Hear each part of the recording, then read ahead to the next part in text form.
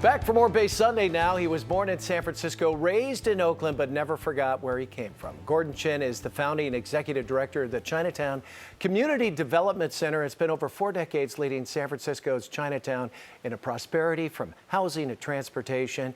He has been one of their fearless leaders, and his book, Building Community Chinatown Style, he shares that incredible journey. Let's welcome Gordon Chin this morning. How are you, sir? Thank you, Frank. Good to have you on board. Glad to be here. So you've been in Chinatown since, I guess, the late 60s, huh? Well, I was born there, so I guess 67 years to be exact. Okay. Now, what was it like in the late 60s in Chinatown, and how has it changed today? Well, the late 60s were really a coming of age for a generation of younger activists. Many of us were involved in the Third World Student Strike at State College, the most successful student strike in the history of the country. And then we got involved in the community because we knew it was about not just about changing the university, but putting our skills to use to make the community a better place. What were some of the issues facing older Chinatown back in the 60s as compared to today? Well, some of the same issues, affordable housing. In the 60s, the international hotel issue was certainly in the headlines as the low-income tenants, Chinese and Filipino seniors, were fighting eviction over a decade until the eviction in 1977 and the demolition of the I-Hotel in 1978.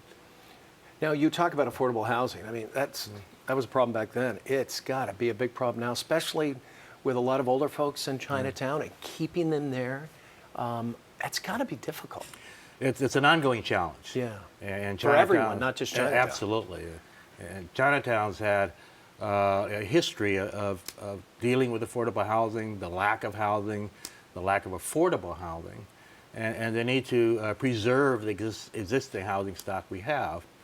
San Francisco is probably faced with the greatest housing crisis in half a century. And inner city neighborhoods like Chinatown, the Mission, the Tenderloin, South of Market are really feeling the brunt of that. Is change difficult in Chinatown because it's so rooted in tradition and culture and the old world? A little bit. Chinatown has always changed and evolved. You may not see it on the surface, but there's always a new generation of leadership. There's some of the same issues, but the leadership, the nuances of dealing with affordable housing, transportation, open space, have always been issues that the community has dealt with. And it's the birthplace of Chinese America, really. It's the oldest Chinatown, the biggest Chinatown in North America. And really, thanks to people like yourself, it's become kind of a blueprint for other Chinatowns throughout the nation, right? Indeed. You must be very proud of that. We certainly are, and even though we are the first Chinatown, New York Chinatown is actually bigger than San Francisco's. But I tell my friends in New York that it's more important to be the first Chinatown than the biggest. But Chinatown reflects, in San Francisco, reflects similar issues with Chinatowns all over the country. In New York, Seattle, LA, wherever you have major American cities, you also have a Chinatown. I know one in Boston.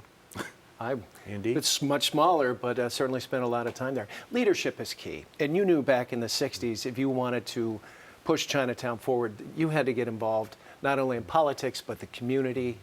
Talk about that, and talk about having our first Chinese mayor, Mayor Ed Lee, at the helm. Well, Mayor Lee's election was certainly a very proud day for many of us. He is the first Chinese American mayor of San Francisco.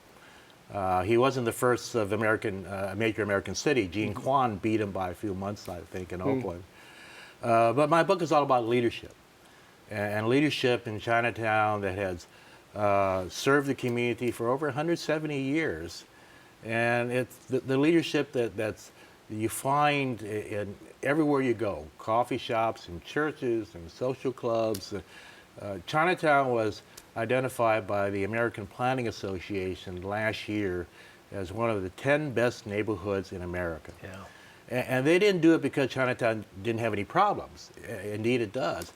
But they voted Chinatown as one of the 10 best because of its leadership, because of its strong community institutions and individual leaders that are dedicated to making this a better place. And is that what you mean by Chinatown style? Yes. Yes. Yeah. Building, from grassroots up, and not giving up the past, but moving forward with the future as Yes, well. indeed. Got to ask you, where do you eat in Chinatown? Well, I eat at RNG Lounge. It's probably the best Chinese restaurant in Chinatown. But for a Chinese American food, if you want the best roast pork in town, it's called New Lanting, but the locals call it Pork Chop House. Okay. Right on Jackson. When I was at Cal, I used to go over to Sam Woe's, Good. Edsel Ford Foom. Right. He was quite the waiter at his day. Indeed. He loved to give us a hard time, but a lot of fun. Well, all the best with the book, Gordon. And what Thank are you you. doing now? Are you retired, right? I'm You're relaxing retired. a little I'm bit? speaking all over the city, and I'm going to New York and D.C. I'll be doing a book tour, and it's been a lot of fun. Okay. Well, all the best, Gordon. Great. Thank you. Thanks so much for coming in. If you'd like more information about building community Chinatown style, you can log on to gordon-chin-chinatown.com, gordon-chin-chinatown.com. You see it there.